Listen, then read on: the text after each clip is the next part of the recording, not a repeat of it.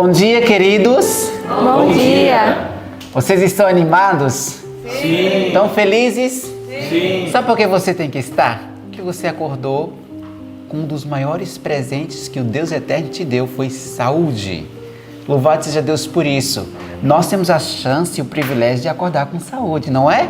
Sim. Então louvado seja Deus por isso. Você tem que estar animado, tem que estar feliz, porque essa é a alegria que nós vamos sentir no céu. Nós estamos tendo aqui um treinamento, sim? Sim. Louvado seja Deus. Bom dia para você que está aí do outro lado, você que está aí nos acompanhando. Todas as manhãs você tem ouvido nós, ouvido o ano bíblico, tem nos acompanhado. Louvado seja Deus pela tua vida. Espero que você esteja muito bem para o dia de hoje. O dia de hoje promete muitas bênçãos para a tua vida. Então, corre, busque a palavra do Senhor Deus, nunca deixe de fazer o ano bíblico, porque o ano bíblico é a essência de você viver mais perto de Deus. Bom dia, minha querida. Bom dia, professor Léo. Bom dia, escola. Bom dia. Bom dia para você que está em casa. Como foi a sua manhã? Você acordou, como o professor falou, alegre, feliz porque acordou ao lado de Jesus? Espero que sim. Mas, professor, aqui na escola a gente costuma fazer algo muito bonito. E que é, professor? Sim, falar com a majestade do céu. Amém. É muito importante você estar em conexão com Deus. Então eu convido você que está aí do outro lado, que se ajoelhe conosco para nós falarmos com o nosso Deus. Vamos lá, igreja, ajoelhar?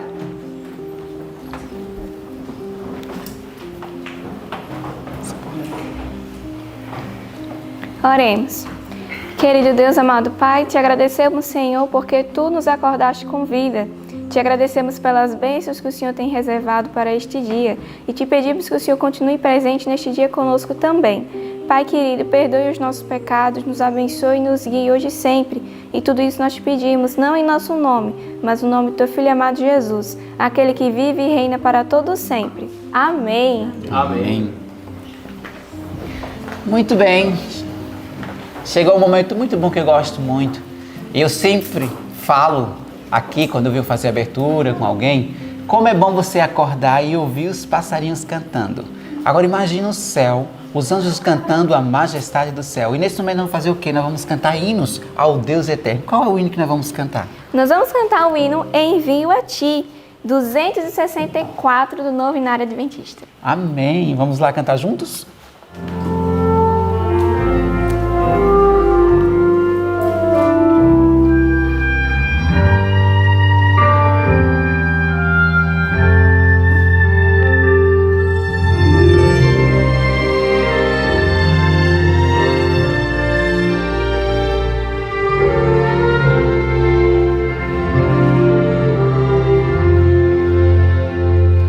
Envio a ti aos campos da seara, sem aceitar, sem honras receber, sofrer por mim, ingratidão e escárnio, contigo estou, terás o meu poder. Envio a ti aos corações que odeiam, aos olhos cegos que não querem ver, gastar-te até o sangue sem combate, ó vai e lembra todo o meu sofrer. Envio a ti as almas quebrantadas, e por alguém ora, chora, vela, o fardo erguer de corações cansados, vai com fervor no meu amor falar.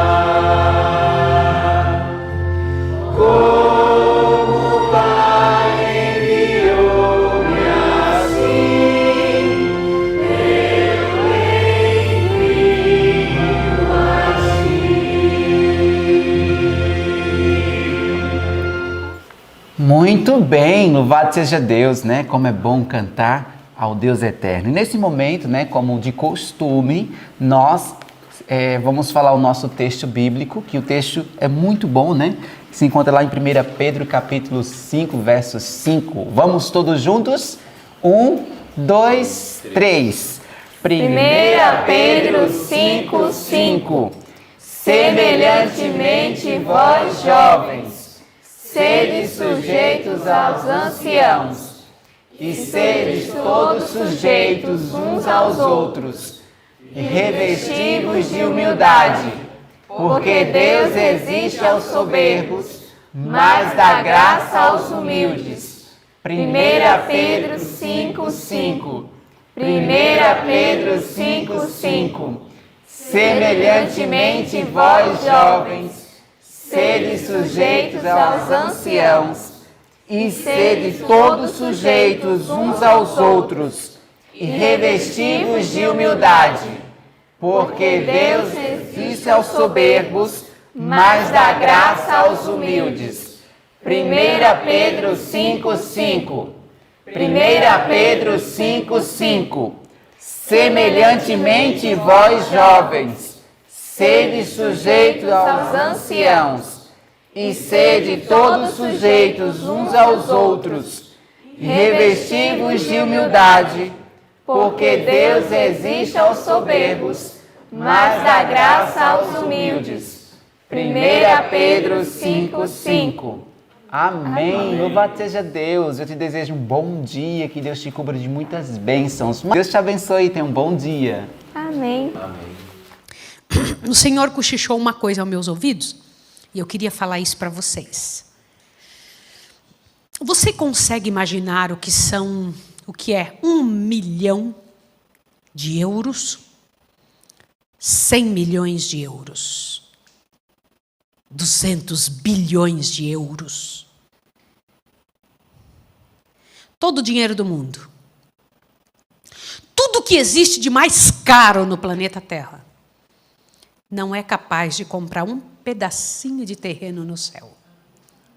Você pode somar todos os valores que você é capaz de imaginar.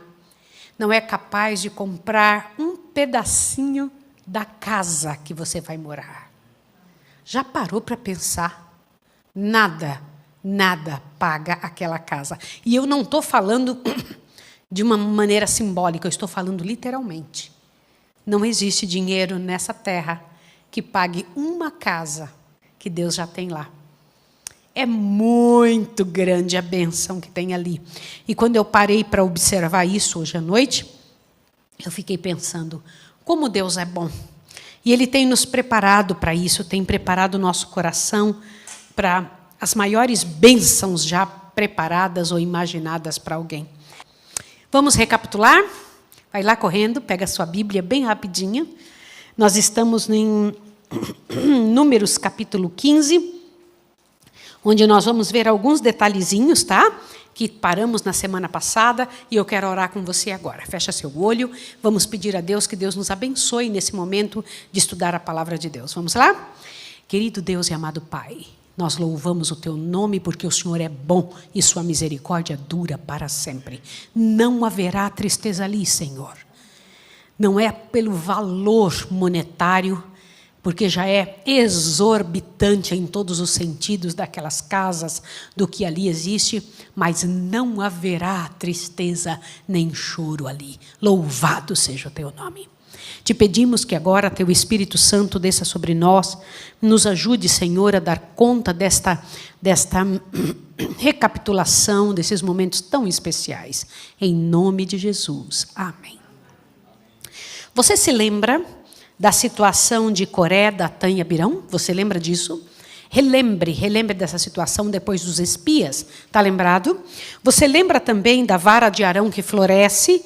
Está lembrado da novilha vermelha e as comunicações que Deus fez para nós sobre a morte de Miriam? Lembra? Como é que foi que isso tudo aconteceu? No entanto, estamos aqui diante de um momento muito delicado. O momento de Números capítulo 20, que é onde começa o capítulo 37, que estudamos na sexta-feira passada, no sábado de manhã, aliás. Eu quero lembrar você que a rocha era uma figura de Cristo. Lembra? A rocha era uma figura de Cristo. Quando Jesus fosse ferido, dele brotaria água da mais pura fonte. A água vivificadora viria dele. Uma só vez, para tirar os pecados de muitos. Você consegue fazer associação com isso, que foi o que estudamos? Moisés, infelizmente, tinha falado com sentimentos de irritação. Ainda que fosse porque o povo o havia incitado a isso, ele não tinha direito diante de Deus de tomar essa posição. E me chamou muita atenção algo sobre esta informação, que me trouxe uma angústia na alma, onde o Senhor Deus diz que, eu vou ler para você aqui no capítulo 37, isso que me impressionou demais, diz assim, ó, Deus perdoara ao povo maiores transgressões, mas não podia tratar o pecado nos dirigentes do mesmo modo que naqueles que eram dirigidos. Você entendeu isso? Que o pecado de Moisés era completamente diferente do pecado do povo, ainda que parecesse somente uma irritação, diante de Deus, o pecado da liderança é maior do que o pecado dos que são liderados. Quantos de vocês já tinham pensado sobre isso? Isso não traz um incômodo, uma dor no seu coração? Isso não traz uma angústia de pensar que você vai liderar a igreja? Você vai liderar a igreja. Daqui uns dias, os alunos da Escola de Profetas são preparados para isso, né? Mesmo tendo sido provocado pelo povo, e Satanás luta para acontecer isso conosco, que a gente seja provocado, que a gente seja magoado, incomodado, mesmo que tenha sido assim, não deveria ter tomado a posição em que tomou. O pecado nos dirigentes é maior do que o pecado no povo dirigido. Essa é a mensagem do capítulo 37, a mensagem grandiosa que Deus gostaria que passássemos frente a Jesus, a grande rocha, né, da nossa salvação. O próximo capítulo que nós estudamos no domingo foi a jornada em redor de Edom. Gente, isso me impressionou demais. Foi até eu que passei essa mensagem, onde o Senhor Deus comenta que Edom não permitiu que nosso povo passasse. Lembra disso? Imagine vindo ali Moisés com um grupo imenso de gente. Era uma multidão. Eles disseram, a gente não vai nem beber a água de vocês. O que os edomitas falaram? Você não põe o pé aqui. E o que o Senhor Deus fez? Respeitou a posição dos edomitas? Sim ou não? Embora fossem o povo separado de Deus, eles não poderiam achar que tinham mais direito por causa disso. Gente, muitos de nós achamos que temos direito porque temos posição. E isso está muito errado diante de Deus. Eu não gosto muito disso mesmo, não, sabe? Pegar os primeiros lugares em função, em razão e em resposta à sua posição. Isso eu acho terrível. Terrível, terrível, terrível. E algumas pessoas exigem isso. Elas falam, eu sou fulano de tal, eu preciso da minha posição. Ou então, de forma velada, exigem que sejam tratados especiais. O Senhor Deus disse que não gostaria, né? E ainda disse que o povo não deveria ganhar 1 milímetro pela força, que era Deus que deveria ganhar o espaço dos edomitas. Não era isso? Deus disse, a eles era vedado trabalhar pela força. Vimos ali a morte de Arão. Arão e Moisés foram colocados, eram os tipos de Cristo, né? Vocês lembram disso? Eu me assustei de ver. E mesmo tendo errado, como Arão tinha errado, o Senhor Deus havia ensinado o povo a obedecê-lo. Eleazar tomou o lugar de Arão, né? Deus não se agrada de enterros dispendiosos. Aprendemos isso ou não? Lembra desse momento? E também vimos que um mau ato jamais pode ser desfeito. Essa parte do capítulo 38 me chamou muita atenção. Um mau ato jamais poderá ser desfeito. Foi o caso da fraqueza de Arão. O Senhor Deus não teve como tirar isso da história de Arão, né? Lembra das serpentes venenosas? O povo começou a reclamar, lá veio um monte de serpentes, o Senhor Deus mandou construir uma serpente de metal, quem olhasse. Lembra a figura que Jesus falou para Nicodemos, lá em São João, capítulo 3? A mesma situação, comentou sobre isso. Quem olha, assim como Moisés levantou a serpente no deserto, importa que vocês olhem. Quando o Filho do Homem for levantado, a todos ele atrairá, né? Na segunda-feira estudamos a conquista de Bazã. Aqui vem outra informação interessante. O povo de Bazã era um povo forte e belicoso. O que vocês entendem por essa afirmação de Deus? Forte e belicoso. O negócio deles era briga, né? E eles tinham decidida recusa. E eles eram bem baixinhos, não é isso? Não era? Como é que eles eram? Eram gigantes dos gigantes. Deus deu essa informação para a senhora White. Gigante dos gigantes. E o líder deles, como é que era? Assustador. Mostra até o tamanho de sua cama, né? Moisés, quando o povo todo temeu, Moisés ficou calmo. E o povo ensinou o povo a confiar no capitão que era maior do que o gigante dos gigantes. Não é mesmo? Interessante isso, me deu uma impressão muito interessante. Agora eu quero ler uma coisa para vocês que o Senhor Deus me fez lembrar. Olha isso aqui agora. Presta atenção, que eu entendi que devo ler isso aqui. Vocês se lembram da situação de... Nossa, me trouxe tristeza pensar nessa parte aqui. Ó. Eu vou ler para vocês agora. Prova maior ainda. Olha o que está escrito aqui. É assim que Deus ainda prova seu povo. Gente, presta atenção nisso aqui que Deus deixou neste capítulo onde falava de Og e todo o povo ali. Olha isso. É assim que Deus ainda prova seu povo. Se deixam de resistir à prova, ele os traz de novo ao mesmo ponto. Quantos de vocês prestaram atenção nisso? Se não vence num ponto, aonde Deus traz você de novo? Pode acreditar que se você não venceu alguma coisa, qual vai ser a próxima vez? Você vai vir para o mesmo ponto, porque o Senhor Deus espera que você vença. Aí ainda vai dizer o seguinte, ó. Ele os traz de novo ao mesmo ponto. E a segunda vez a prova será mais rigorosa. Não é melhor e mais inteligente vencer logo? Sim ou não? Agora, olha o que diz aqui ainda. E mais severas do que a precedente. Isto continua até que resistam à prova. Ou se ainda são rebeldes, Deus retira deles sua luz e os deixa em trevas.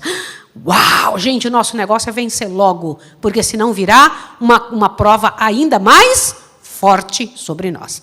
A próxima lição que nós estudamos foi Balaão. Vocês se lembram de quando estudamos sobre Balaão, capítulo 40? Quem que era Balaão? Um homem bem legal? Quem que ele era? O que vocês se lembram de Balaão? Ele havia sido profeta, era visto ainda como profeta, mas ele era apostatado. Sim ou não? Apostatado. Aproveitador.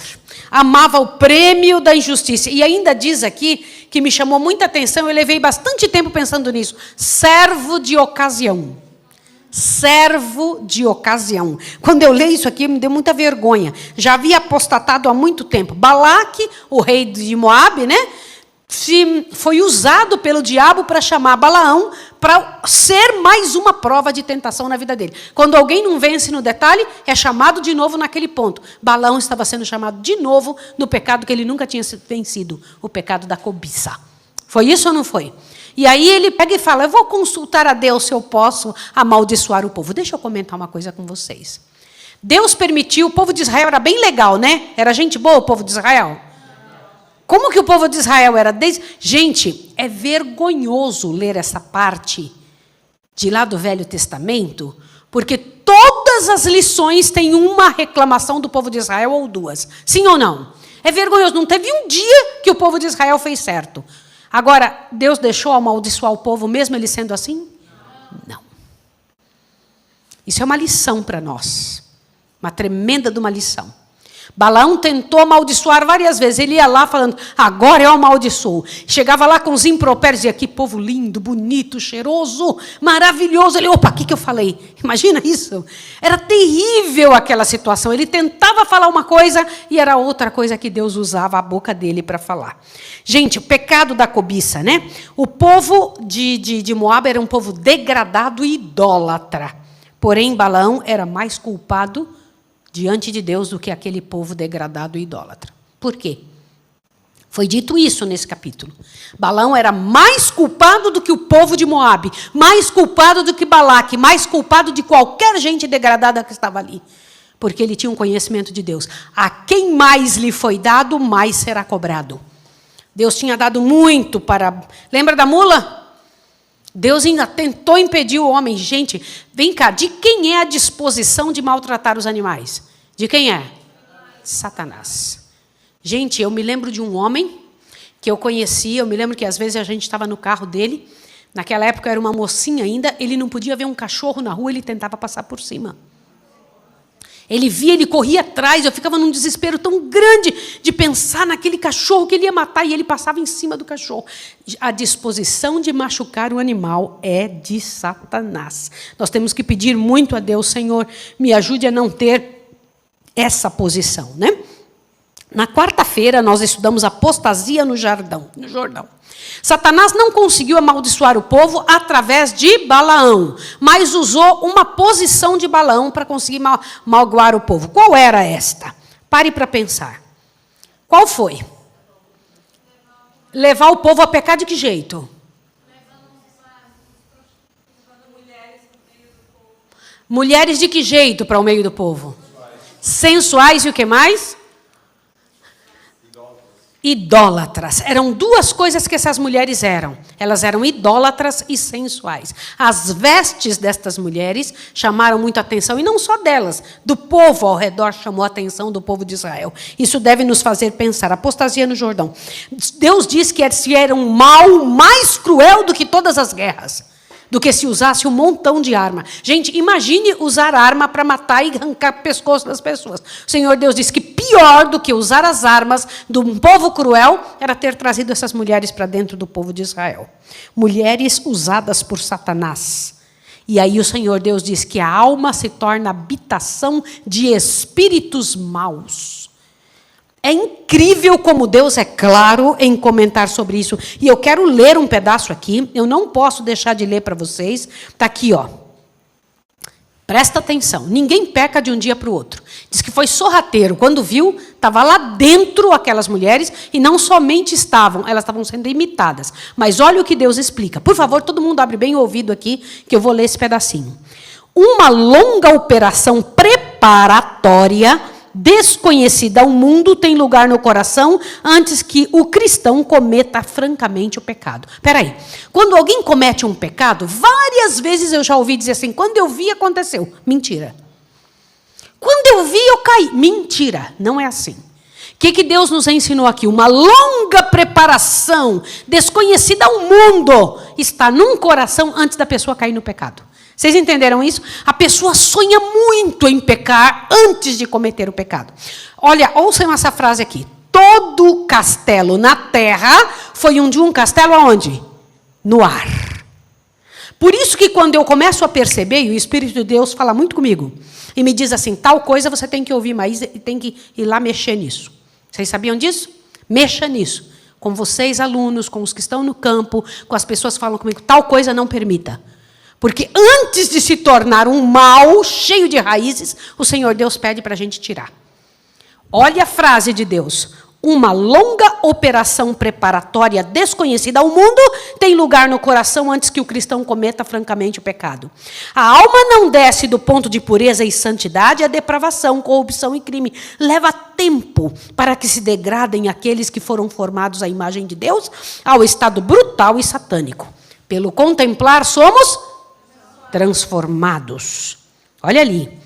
Alimentando pensamentos impuros, o homem pode de tal maneira conduzir a mente que o pecado que uma vez lhe repugnava, torna-se-lhe agradável.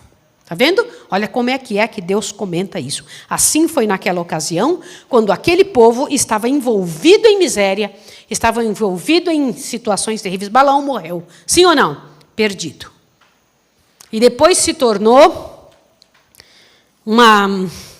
um provérbio ruim falar em Balaão. Até no Apocalipse ele é citado. Sim ou não? O Senhor citou a vida de Balaão, a maneira como Balaão viveu. Que coisa terrível, né? Repetição da lei. O capítulo 42 nós estudamos na quinta-feira. Gente, aí nós temos uma outra coisa interessantíssima, que nós vemos aqui. A gente já viu que Josué foi trazido como líder para o meio do povo de Deus, não é? E o Senhor Deus já tinha dito a Moisés, olha, você vai morrer. Já tinha anunciado a morte dele. Deixa eu comentar uma coisa com vocês. E antes que o povo entrasse em Canaã, Deus gostaria de repetir a eles as leis, falar para eles que eles deveriam, ao entrar naquela terra, manter a lei que havia sido dada, da qual eles eram depositários diante do Senhor. E precisava ser lida outra vez. Agora, imaginem a cena. que é este capítulo e o próximo capítulo, né? A morte de Moisés. Eu quero colocar os dois juntos. Imagine se você ouvisse do Deus eterno, não de um médico, não de uma pessoa. Às vezes as pessoas vêm para cá e falam, irmã Maísa, eu estou desenganado. Eu falo, a última palavra não é do médico, a última palavra é de Deus. As pessoas, puxa vida, é isso mesmo, a última palavra é de Deus. Mas já pensou se não é o médico que eu estou falando, não é uma curandeira, não é seu irmão, estou falando Deus eterno. Se o Deus eterno falasse, hoje você vai morrer, o que é que você faria? Quais seriam as coisas que você não faria mais se Deus te dissesse que você iria morrer? Uns dias antes, Deus falou para Moisés, não foi? Sim ou não? Serás recolhido. Você vai ser recolhido. O que você não faria mais? Eu preciso que você me responda. Bora. Não estou dizendo que você faria, tá? Para com essa conversa que entre nós não funciona. Faria uma viagem para não sei aonde, para as Ilhas Maldivas. Por favor. Conosco não funciona isso que você faria. Eu estou perguntando o que você não faria mais. Bora. Queria ouvir de vocês. Não pecaria mais? Que maravilha. Que mais? Que mais que vocês não fariam? Não reclamaria mais? Ai, que maravilha. Então é sinal que é possível não reclamar agora, né? Que mais? O que você não faria mais se você tivesse certeza que ia morrer? Não seria mais ignorante com os outros, né? Muito bem, Juju. O que mais? Desculpa? Tentaria pecar menos contra o Senhor. Olha que interessante. Deixa eu falar uma coisa para vocês. Vocês não veem Moisés com nenhum sonho. Nada. Ele sabia que ia morrer. Com o que ele se ocupou? Deus pediu 3 coisas para ele. Componha um hino.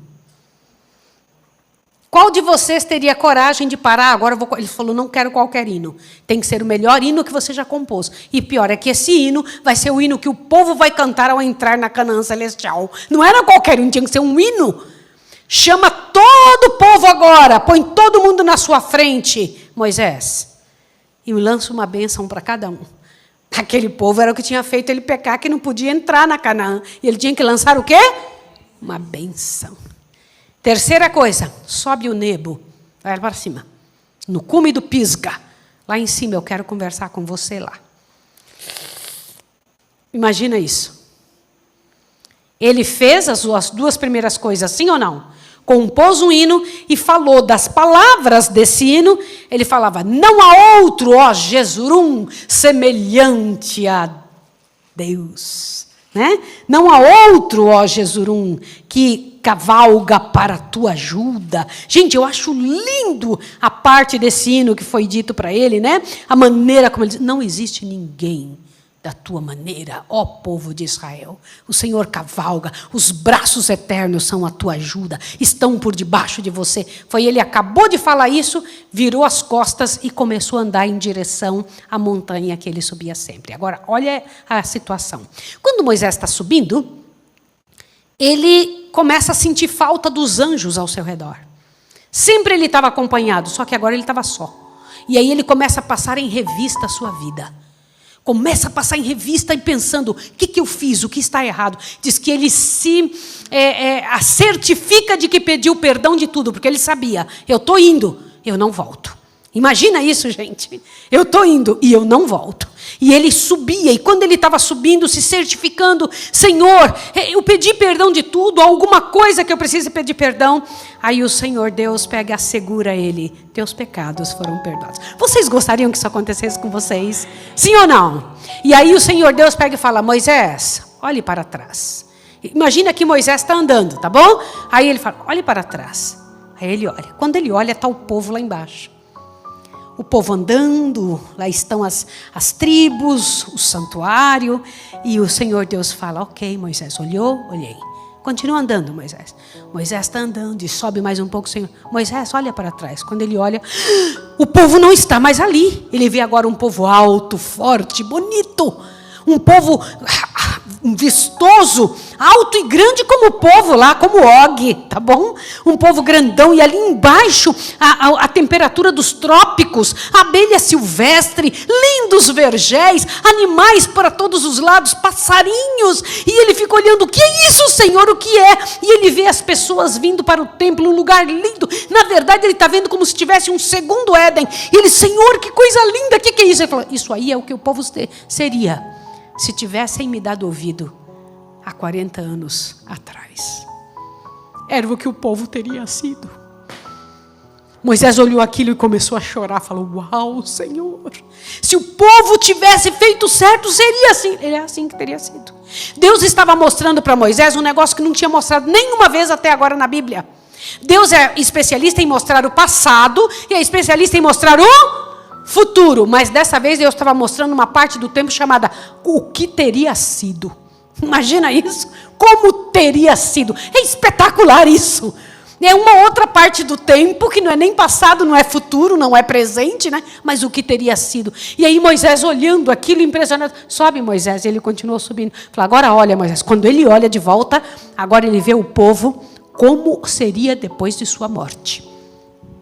Aí ele vê as passagens, Deus dá uma visão de futuro, o que aconteceria com o povo, ele vê e vai enxergando, ele fala, Senhor, o povo vai fazer tudo isso? Sim, vai fazer. E ele vê Jesus nascendo no meio do povo e ele se alegra, uau, Jesus vai nascer no nosso meio. E ele vê o povo de Israel maltratando Jesus, e o coração de Moisés se quebra, e ele vê uma outra coisa, vê Jesus sendo angustiado, sofrido no meio do povo, ele, não, Senhor, isso não. E aí ele vê uma cena que para ele deve ter sido confusa. Vê ele, ele mesmo, ele se enxerga ajudando Jesus. Ele, como é que é isso? Gente, vocês têm ideia de como foi confuso para a cabeça de Moisés?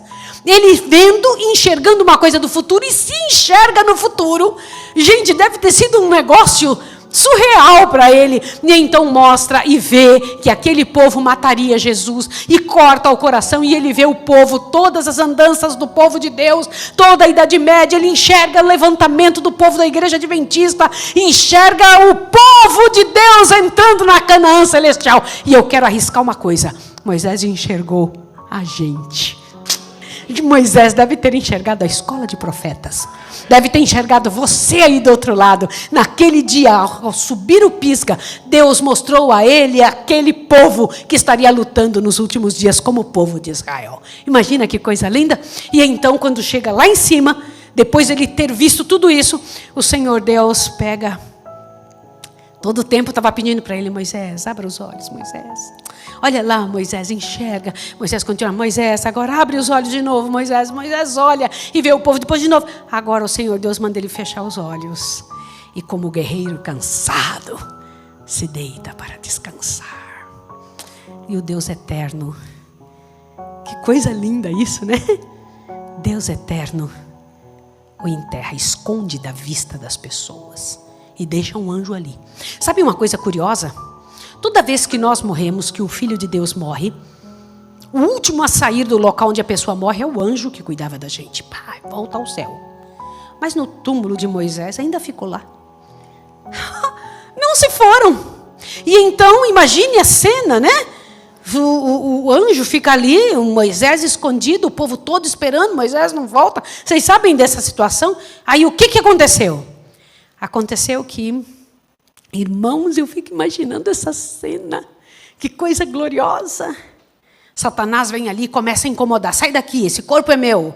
Ele pecou, ele fez tal coisa. E então, é dada uma ordem no céu. A primeira vez na vida de um Deus. Ele sai do céu e vem em direção à terra. Imagina a cena, eu não consigo imaginar ele vindo sozinho. E também não consigo imaginar ele vindo sem cantar. E ele vem atravessando o céu, assim, em direção à terra, para a primeira vez na história da terra, ele completar uma obra especial. Aí ele vem e fala de novo para Moisés, Moisés, abre os olhos, Moisés. Só que dessa vez para nunca mais fechar. Satanás vem, tenta tirar, me dá aquele de jeito nenhum. O Senhor te repreenda, Satanás. E então, agora Moisés, com uma força maior do que si mesmo, começa a levantar em direção a Canaã celestial. Que surpresa poderosa! Maravilhoso isso, não é? É maravilhoso pensar um negócio assim. Que Deus tão grande. Que Deus tão poderoso. Quanta misericórdia, quanto cuidado do nosso Deus. Ai, que coisa linda. Deus tem condições para abençoar. Mas Deus tem bênçãos demais para quem quer chegar perto dele, né? Quem se arrepende, quem chega perto do Senhor. Quem chega perto do Senhor atravessará os portais do céu. Sim ou não? O Senhor é o que perdoa. O Senhor é o que restaura. O Senhor é o que ressuscita. O Senhor é o que leva para os céus. Louvado seja o nome de Deus. Você quer isso para a sua vida? Eu quero. É o que eu mais quero. Quando Calel foi perguntado aqui, o que você mais quer? Qual o seu sonho? Ele disse assim, meu sonho é completar o sonho de Deus. É isso mesmo. Como se você acha que é o sonho de Deus? Qual é o sonho do Senhor? Que você seja grandemente abençoado, que você entre nas portas do céu, que você abrace Moisés. E eu imagino Moisés vendo e ouvindo agora esse sermão que fala a respeito dele. Eu imagino ele dando uma risadinha, inclusive, pensando que legal, né? Que legal, ali na escola de profetas, um pedacinho do povo de Israel está se falando de mim. Quero orar por você aqui agora. Amanhã nós vamos estudar a travessia do Jordão, não é? Vamos estar envolvidos ali em buscar ao Senhor, conversar com Deus e voltar-nos o coração ao Senhor Deus eterno para que Ele trabalhe por nós. Amo muito vocês, viu? Vocês fazem uma diferença muito grande na nossa vida. Força e coragem, não parem, não desistam, não desistam. O tempo agora é de não desistir, é de fazer dar certo o trabalho de Deus. Mais uns dias e tudo termina, mais uns dias e você vai conhecer Moisés face a face. Vamos lá? Vamos orar juntos? Vamos lá. Santo Deus e amado Pai, em mim tem o fôlego de vida que o Senhor tem me dado. Pai, eu queria te pedir que se por acaso estiver dentro dos seus planos que falte o fôlego para mim ou para os meus irmãos, que possamos acordar, Senhor, para abraçar-te daqui uns dias. Que glória, Senhor, que alegria. Eu te peço que o Senhor nos abençoe, que na próxima sexta-feira, quando nos encontrarmos, possamos estar mais um pouco, Senhor Deus, adiantados nos livros da Tua Palavra. Veja, Senhor, estamos nesse dia de fevereiro e já lemos quase 5 livros da Bíblia. E estamos, Pai de amor, quase no final já do livro Patriarcas e Profetas. Que prêmio, Senhor, que alegria poder estudar. Eu te peço que o Senhor nos abençoe, nos ajude, Senhor.